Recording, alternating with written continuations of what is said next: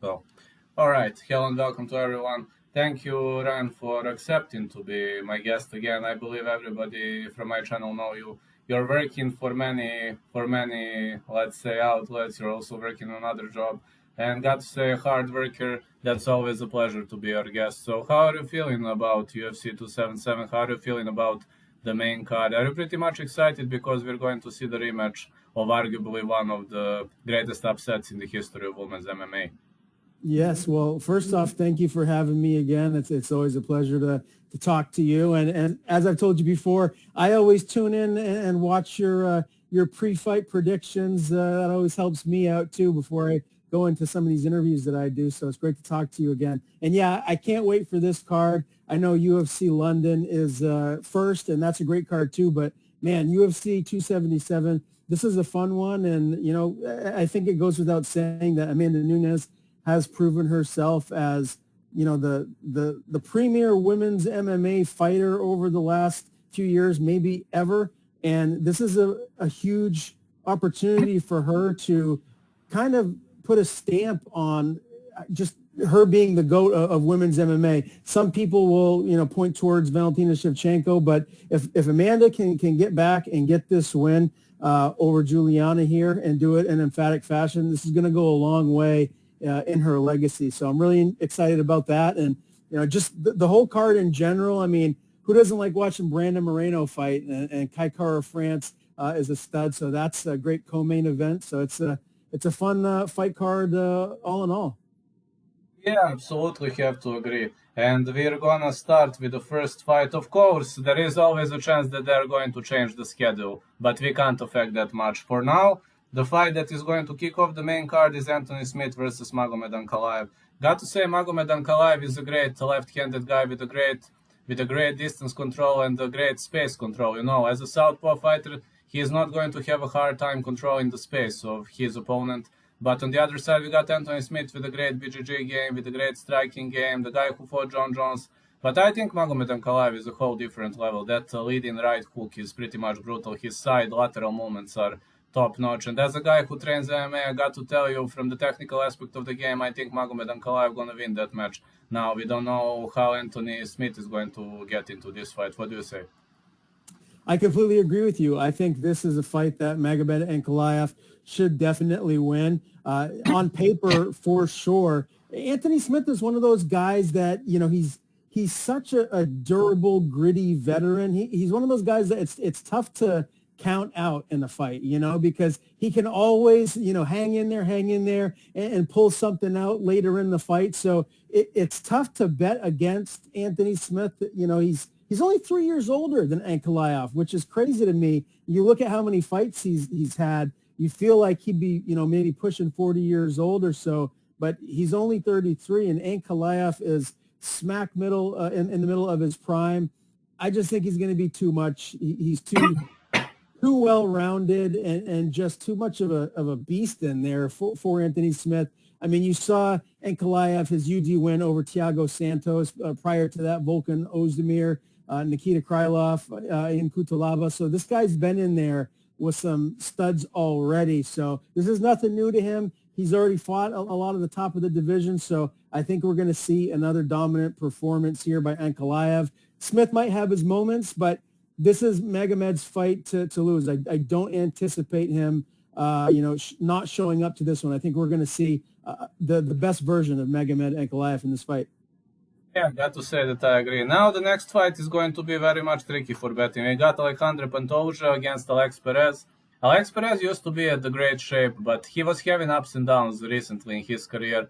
And also Alexandre Pantoja has been on ups and downs, so pretty much tough fight to predict. Both fighters are extremely durable. Both fighters are known for that leading hand. They work all the time. They're not on the central line. So this is a real flyweight fight for the fans, for a real die-hard fan of MMA, for a guy who understands the technical aspect of the game. I think this is the best possible fight. We are going to see numerous angle changes. We are going to see so many lateral steps, so much wrestling attempts, takedown offense, clinching game. I think we are going to see everything. These guys are pure MMA warriors. Like, if you ask me about their fighting styles, I would say pure MMA. Like pure MMA, you do everything. They know everything a bit. But if you ask me who's gonna win, I would probably say fight starts round 3 or go with a lucky pick, Pantoja. Just a lucky pick, because it's so hard. To me, this is really a 50-50 fight. I can't name a fighter who is better at some aspect of the game. I mean, I could try, but it would take years to, to do the proper analysis. What do you think? I think Pantoja wins this one. And when I was looking at the odds, it's closer than I actually thought it would be. See, I disagree with you a little bit on as far as these guys being on the same level. I'm not taking anything away from Alex Perez, but I just think Pantoja is better. And I feel like he's been in there with higher competition. I mean, you look at where he trains at, American Top Team, he's getting the highest of level looks every day in camp. And I know Perez, trains with studs as well. But, I mean, Pantoja, to go in there and finish Brandon Royval, Manel Kape prior to that, I mean, he finished Matt Schnell in the first round. And we just saw recently how tough Matt Schnell is. So to get him out of there and do it in round one, that just shows you how dangerous Pantoja is. And when you look at who he's lost to, I mean, the Figueiredo, the champion, and Askar Askarov, who's an absolute stud. So I just feel like Alexandre Pantoja, he's going to be a little bit too much for Alex Perez. And that's saying a lot because I think Alex Perez is really good. I just don't feel like he's been in there with the highest level of competition that Pantoja has. I mean, obviously his last fight, he got finished by Figueiredo very quickly. But when you look at his wins, Jussier Formiga, Jordan Espinoza, Mark De La Rosa, good fighters. I just don't feel like it's, the type of guys that Pantoja is used to fighting. So I like Pantoja here. I think he gets it done. All right, heading into the next fight, we got Derrick Lewis versus Sergei Pavlovich.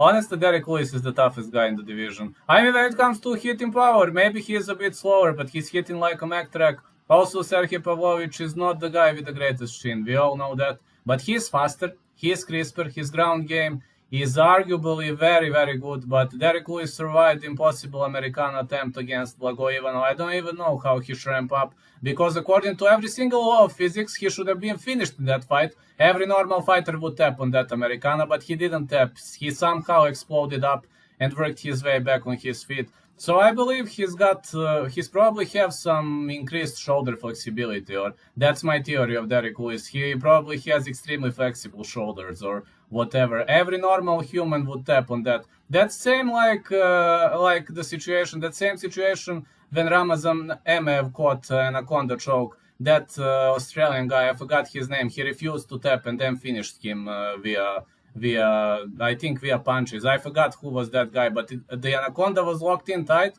But then at one point, Emeev failed to squeeze, and then he set himself free. So I think Lewis is exactly that type of guy. Hard-hitting hillbilly. I do believe Lewis has a chance to finish Sergei Pavlovich. But on the other side, if the fight goes the distance, anything is possible. What do you say? Oh man, do I have to make a pick here on this one? I mean, if you have a coin, I feel like you could flip it and it could go either way here. But to go back to what I was just saying about Pantoja and Perez, if you just look on paper, the type of guys that Derrick Lewis has fought versus Pavlovich, I mean, there's no comparison. Derrick Lewis has been in there with the elite of the division, and he's a small favorite here. And I like that. I think that's accurate. Sergei, who's his one loss to? Overeem. So he got finished by Overeem. Derrick Lewis has, at this point of his career, definitely more power than Overeem. Obviously, we're talking about the Overeem of recent years, not in his heyday, a decade ago. But, I mean, I like Derrick Lewis here. I feel like he's going to be able to withstand whatever Sergei wants to throw at him early on. And I feel like he might get a finish late here, but this is going to be a really interesting fight because I think if Sergei gets the win, it's going to be early. I don't think it's going to be late. And I think some people might actually think the opposite of that. He might wear Derrick Lewis down and finish him late, but I don't see that. I think if Sergei wins this fight, he's going to clip Lewis, stun him, and finish him early. And if not, I feel like Lewis is going to kind of be prodding and patient and wait for some of those big shots. And this might this very well could be one of those fights where it's kind of a snooze fest for the fans if they're on the feet, just, being very cautious of one another's power and their abilities. So I'm really intrigued by this fight. I'm going to go with my gut, and I'm going to lean towards Lewis, but it is a very close one. Yeah, I definitely agree with you. This is a tough fight to pick. Now we got even tougher pick, Brandon Moreno versus K. Kara France. First of all, Brandon Moreno is a cardio guy. Like, the guy, I've never seen a guy with a better cardio in that flyweight division. I mean, I don't see Davison Figueiredo as a guy with better cardio, nor I see Askar Askarov as a guy with better cardio. But K. Kara France, the guy has power, man. The guy has power punches, and he's got modified punches. Have you seen his feinting strikes? In many occasions, he kind of reminded me, for example, on Rafael Fiziev or Yuri Prohashka. He's hiding his intentions all the way. Have you seen how he does this, and then out of nowhere he loads leading left hook, leading looping hooks or whiffing hooks? He's got those modified strikes. I don't know where how is his dojo called. I forgot. But I know that this dojo is pretty much known for modified feinting strikes, and his coach is 100% ahead of his time. So this is killing fight to pick. Like, I know people are gonna call me crazy, but I'm a die-hard fan of Moreno, but I will have to go against him. I know he has better cardio, I know he has better ground game, and I know he has better clinching game. But if Kara France lands on the button, that's going to be very much a lot of problems for Moreno. Plus, I give Moreno advantage in the championship rounds and also in the scrambles. But I just think Kara France is a stronger hitter, and as long as the fight remains standing, it's going to be a big problem for Moreno. What do you say? Well, let me ask you this. Do you think that Kara France is as strong as a hitter with his power as Figueiredo? Well, I do think he generates a lot of power and more snaps in his punches. I think there is more snap with Figueiredo. You have this, but with Kara France, you have a modified strike that turns into this. So according to the laws of physics, it generates more power. I'm telling as a guy who trains MMA, and my coach is constantly talking about that. He is constantly talking about Kara France and his modified style, his modified punches and that dojo. So these are strikes that are pretty much ahead of the time. The risk with those strikes is takedowns. Moreno's takedown offense is pretty much decent, as much as I know, right? Mm-hmm. Mm-hmm. Yeah, no, it definitely is. And I actually think that Brandon Moreno's move to Glory MMA, training with James Krause, is going to pay dividends in this fight. Long answer short, I'm going with Brandon Moreno. I do think he gets it done. Kara France, I don't feel like he gets enough respect. So I understand what you're saying about wanting to pick the upset here. Moreno is like a minus 195 favorite, if I'm not mistaken, here in this fight. But, when I look at Kara France from before, I mean, very impressive win over Askar Askarov. But prior to that, Cody Garbrandt, I'm not really sure how much Cody Garbrandt has left at this point. I feel like maybe his chin might be gone. He's just been in so many wars, and you look at these guys actually fought before, and it was all the way back in 2019, I think. And Brandon Moreno won that fight. It went the distance. It was a UD decision. And I feel like we're going to see something similar here. I don't necessarily know that Kara France is as dynamic as Brandon Moreno, and we've seen that from Moreno in his fights with Figueiredo. And I think the move to Glory MMA, training with James Krause, they're going to have a game plan ready for Kara France here in this one, and I'm going to go with Moreno. Having said that, I do like the guy. I've interviewed him before, so I don't want to sound like a homer because I'm a fan of his, and I am rooting for him to win. But I do think he's going to win. Objectively speaking, I think Moreno gets his hand raised, and we're going to get that ultimate rematch with Figueiredo at some point. Well, ultimate rematch is all we want, right? I do want an ultimate rematch. So to some point of the game, you ask whether he is more dynamic. Yes. Does he have better lateral movements? Yes. Does he have better angle change? Yes. Does he have more power? No. Definitely no. But we are going to transition to the main event of the evening. We got Nunes versus Pena 2. We've all seen what happened in the first fight. And to be honest, I didn't know that Nunes was cutting that much weight. She looked pretty much weak in round 2. Was it because of COVID, or I don't know. I have to ask you. You probably have a better insight into that. Why did she look so weak in round two? Was it because of COVID? Why she guessed so early on? What was the reason? I mean, when you're throwing overhand, that is not draining your energy. We all know that. Yeah, I think Amanda, I think she got pretty big before that fight. And, we know that she's the featherweight champion as well. So, cutting down to 35, I'm not sure how easy it is for her, especially if she's, taking time in between fights. She's a big, strong, muscular, woman. So I think the weight cut is a little problematic for her, but she's as professional as they get. So that she's going to get it done and she'll be on weight come fight night. But, this is such an intriguing matchup to me. I'm not sure if you've been watching The Ultimate Fighter, but I really like Juliana Pena, her mindset. I think that she's very well-rounded, and I feel like she's a dangerous fight for Amanda. Like if Juliana goes and she can fight her perfect fight, she can give Amanda fits, and she might potentially retain the belt. I hate betting against her because I do like Pena, but I feel like Nunez is just too powerful, and I think that she's going to have a chip on her shoulder in this fight. She's going to be very upset as to what happened in the first fight, and then when you look on The Ultimate Fighter, the season of, a lot of her fighters have lost. Pena's fighters have been the one that's been going in there and getting wins. So she has that added motivation to go in there and get the win for this rematch here. So I'm going with Nunez.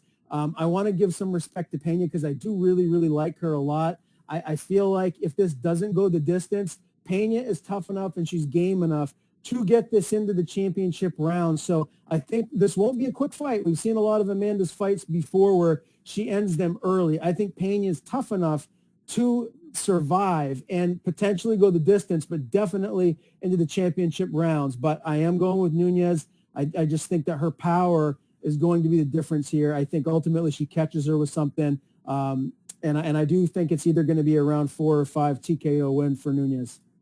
Well, I do have to tell you that Nunez, yes, she is more powerful, but I'm going to side, if my prediction was no distance for this fight as well, as you know, but if I have to side, I am going to side with Juliana Pena because I believe she has better fight IQ, as you've already mentioned. But I'm also worried because Nunez is cut into 135 and she is naturally a featherweight. That is another reason to worry. If Pena moves to 145, it would be a whole different way around. But right now, Pena is moving to her normal weight class and Nunez is cutting weight. That could work against her. So in general, we have to disagree on this one if I must pick a side, but generally no distance is going to be my pick. But you said about Nunez that she's got a lot of power in her hands. Do you think she has more snap in her punches than, for example, Juliana Pena, especially on the retreat or when she attacks? I have seen none of the modified strikes in Nunez arsenal, but in Pena's arsenal you have many modified new era strikes. What do you think about that? Yeah, I do think Nunez has more power here. And I think, again, you talked about Pena's, like up here, like she's very intelligent. She's smart. She's a fighter that she'll be able to get a lot of big shots because of her game plan, because of her intelligence. I think Nunez just has that raw, natural power here. And Vlad, I hope you're right. I want Pena to win this one. I really like her. I hope she does get her hand raised and she retains the belt. If you have to ask me, I just think that Nunez is just too much. I mean, we've seen that in the past. I mean, she has just ran through. I mean, who would have picked her to do what she did against Cyborg? I mean, goodness gracious, my jaw was on the ground in that fight, what she did to Chris Cyborg. So I feel like she did so well for so long that first fight with Pena, I don't want to say she didn't take it as serious, but I feel like she was just kind of on cruise control. I'm the GOAT. I'm the best female fighter that there's ever been. So I'm just going to go in there and do my thing. And when you do that against someone that's as intelligent of a fighter as Juliana Pena, that's a massive problem. And you saw what happened in the first fight. So I think we're going to see a reinvigorated, more focused Amanda Nunez in this fight. And that's scary. That's scary for any woman across from her. Thank you so much for being my guest again. And we'll see who's right, absolutely, but always a pleasure to have a show with you. I'll probably post it on Monday. I will record it now, but probably gonna release it on Monday in the fight week. And thank you so much. Hope we're gonna be guests one more time. Of course, it's my pleasure. I definitely look forward to being back with you, and I'll have you on my show again here in the very near future. Thank you so much. Have a great day, Ryan, and You too. goodbye. Catch you later.